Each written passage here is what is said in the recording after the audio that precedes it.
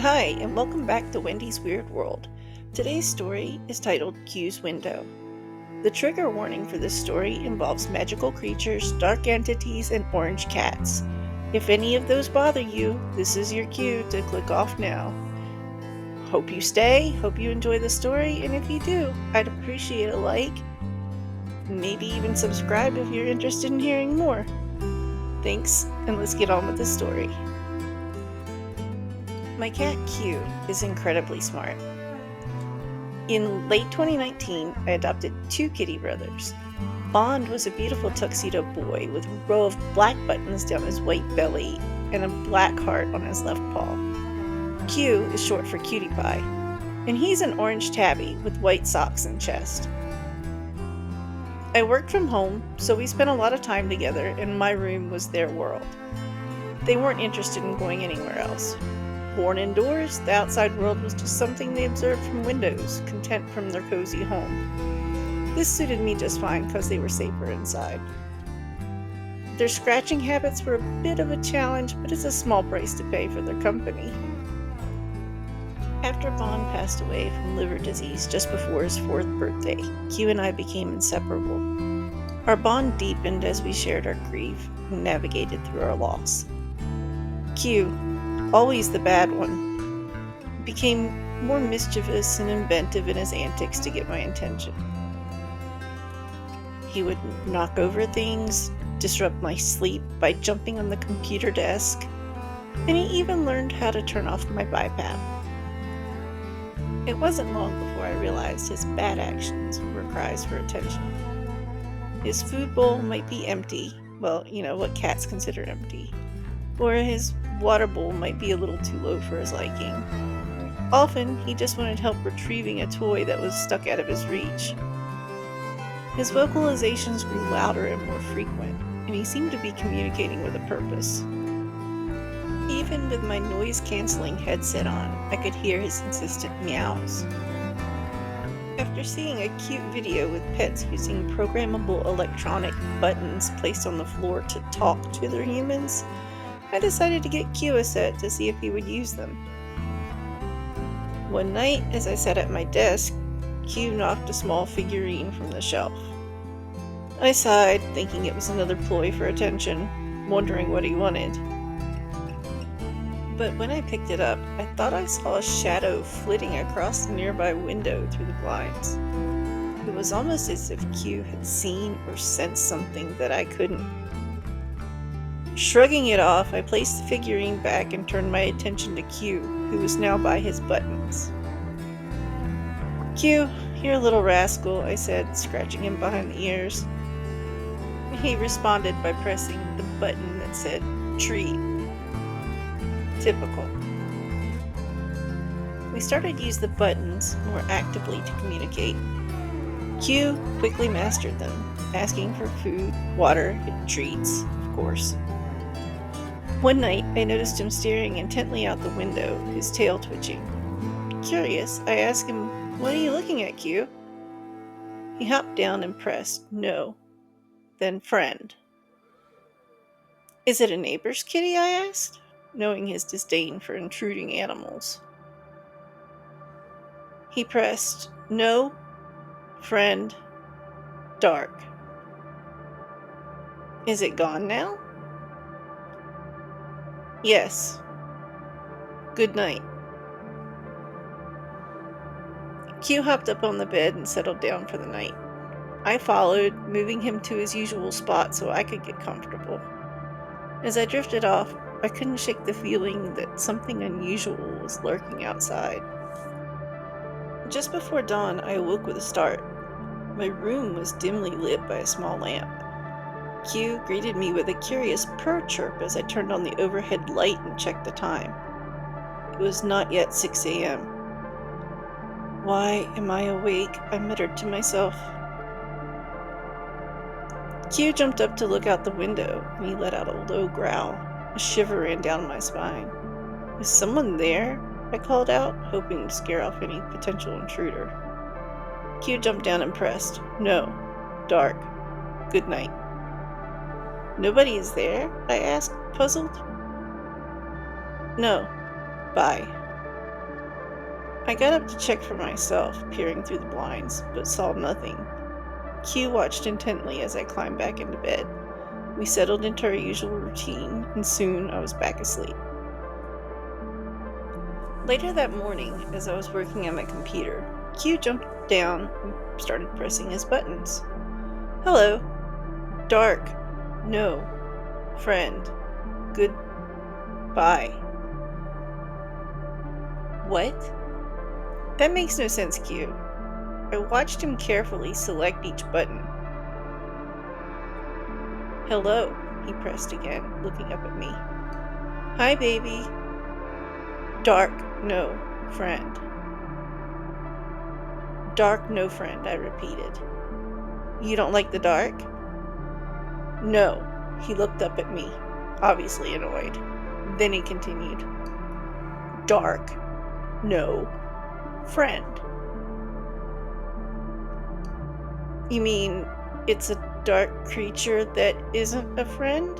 I guessed. I was remembering the shadow and thinking about how limited his vocabulary was with these buttons. Yes, he pressed. Good. Bye. It's good that they are gone, the person from last night. Yes. No, friend, he confirmed. That evening, while making dinner, I noticed a shadow outside the window. I stepped out onto the front porch, and Q watched eagerly from his window. I saw nothing at first, but then, amidst the bushes, I saw two red dots peering back at me from the shadows. I quickly went back inside, feeling a sense of unease. Q's hair was bristled and his tail was puffed up. It's okay, baby, I'm here. He didn't stop staring out the window, but his hackle was lowered slightly. I heard a small growl come from him. What the heck is that? I wondered out loud. My mind was racing. I grabbed my phone to snap a picture, but by the time I peered through the blinds, the red eyes were gone. Q jumped down and pressed. Dark. No. Friend. Realization dawned on me. That creature snooping around was no ordinary animal. Delving into my books on folklore and mysterious beings, I discovered imps. Mischievous, low-level demons known for their pranks and chaos. It explained the tipped-over garden statuettes I've found and the misplaced tools. I wondered why this imp had chosen my home. Had it sensed the grief and loneliness lingering after Bond's death? Or was it drawn to Q's vibrant spirit? Determined to rid my home of this intruder, I researched ways to ward off imps. The solution was clear. I needed to cleanse and protect my space. I already had some experience with home cleansing rituals. I'd had a previous encounter with a mischievous spirit. I'd have to do it again, and this time with the added protection of plants known to deter demons, specifically imps. The next day, I went to the garden center and I picked up Solomon's seal and vervain, which is commonly known as verbena. Both of these plants are renowned for their protective properties. I also chose a few plants to attract fairies for my little fairy garden. I could use all the friendly spirits I could get around me now. Returning home, I placed the plants strategically around my garden, particularly near the fairy garden, and scattered some near the window where Q had seen the shadow, and of course where I saw the red eyes.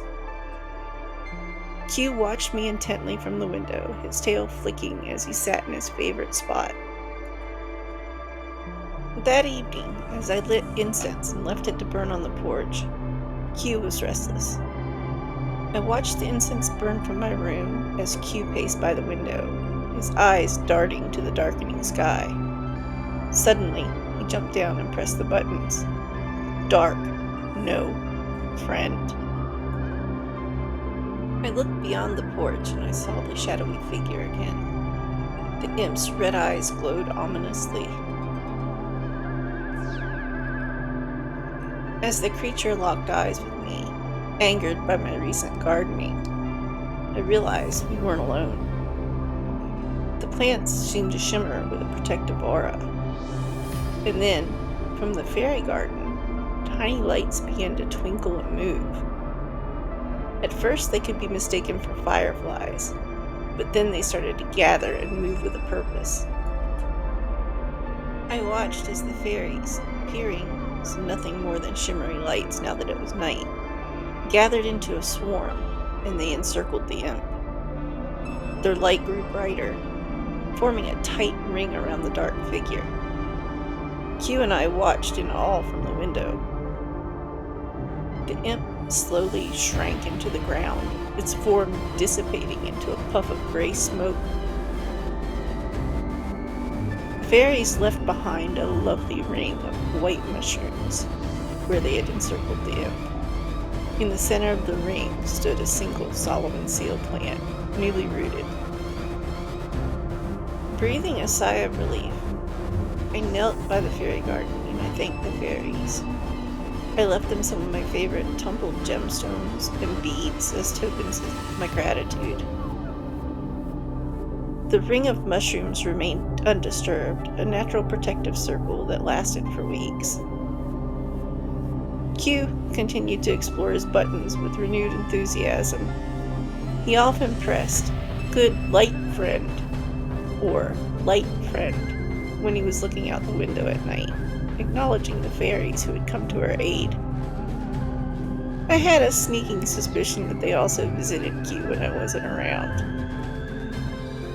Our home felt peaceful again, protected by the plants and fairies. And while the imp was gone, its memory lingered as a reminder of the bond between Q and myself, and the unseen forces that watch over us. As I tucked Q into bed, I felt a deep sense of gratitude for my clever cat and the magical allies that helped us. "Good night, sweetie," I whispered, scratching him behind the ears. Q blinked slowly at me, his way of saying, "Good night, Mom. I love you." And I drifted off to sleep, and I knew whatever challenges came our way, we would face them together, surrounded by the magic and mystery of our little world.